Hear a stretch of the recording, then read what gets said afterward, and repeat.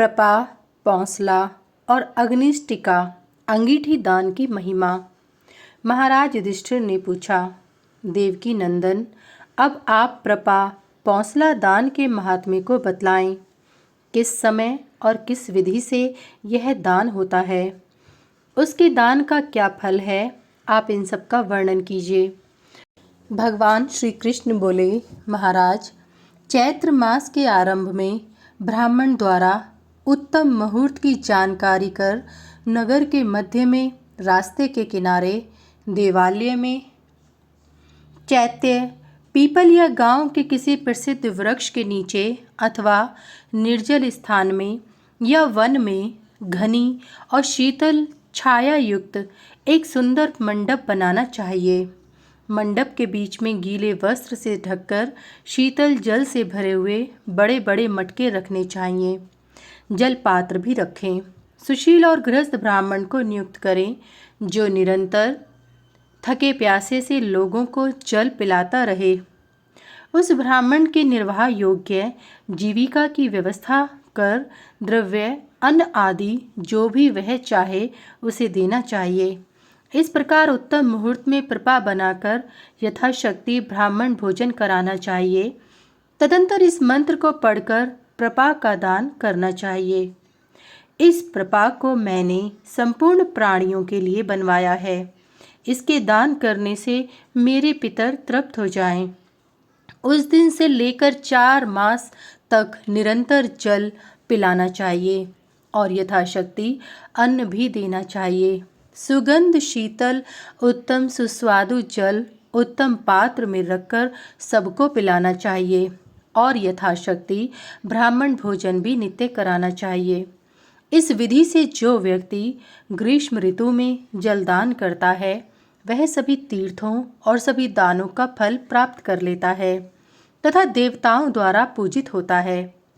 वह पूर्ण चंद्र के समान दिव्य कुंभाकार विमान में बैठकर स्वर्ग में जाता है।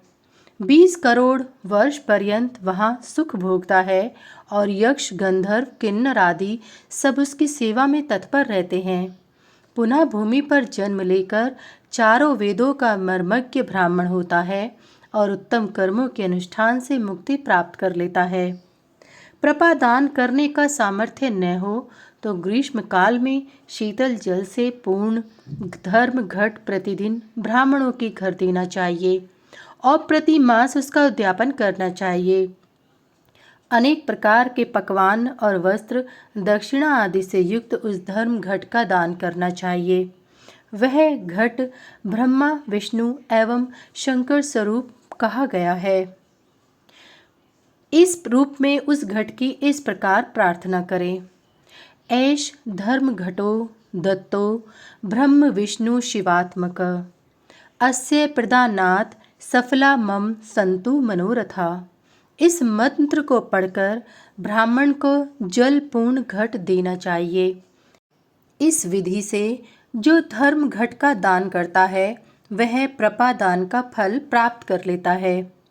यदि धर्म घट भी न दे सके तो उसे चाहिए कि ग्रीष्म में 4 मास नित्य पीपल वृक्ष का सेवन करें और अश्वत्थ रूपी भगवान प्रियताम में जनार्दन ऐसा कहकर प्रदक्षिणा पूर्वक अश्वत्थ को नमस्कार करना चाहिए। अश्वत्थ सेचन से सभी पाप दूर हो जाते हैं और उसे प्रपादान का फल प्राप्त हो जाता है। भगवान इसी प्रकार शीतकाल में दयालु व्यक्ति को अग्निष्टिका अर्थात अंगीठी का दान करना चाहिए। मार्गशीर्ष मास के आरंभ में उत्तम मुहूर्त देखकर देवालय, मठ, घर अथवा बड़े चौराहे पर शाम प्रातः बहुत सा सूखा काष्ठ एकत्र कर अग्नि प्रज्वलित कर ब्याहर्तियों से हवन करना चाहिए। इस प्रकार शीतकाल में दोनों समय अग्नि जलानी चाहिए जिससे दीन अनाथ वस्त्रहीन वहां अग्नि का सेवन कर लाभ प्राप्त कर सकें। यदि कोई भूखा हो तो उसको भोजन भी देना चाहिए। आग तापते समय परस्पर भगवत चर्चा आदि करते रहना चाहिए। इससे महान पुण्य प्राप्त होता है। यदि स्वेच्छा से कोई राज चर्चा तथा जन चर्चा आदि परोपकार की बात करे तो रोकना नहीं चाहिए। इस विधि से जो व्यक्ति अग्निष्टिका दान करता है वह सूर्य के समान दिव्य विमान में बैठकर ब्रह्मलोक जाता है। वहाँ वह 66,000 वर्ष तक सुख भोग कर पुनः यहाँ जन्म लेता है और चतुर्वेद वेत्ता, याज्ञिक, निरोग, धनवान और तेजस्वी ब्राह्मण होता है।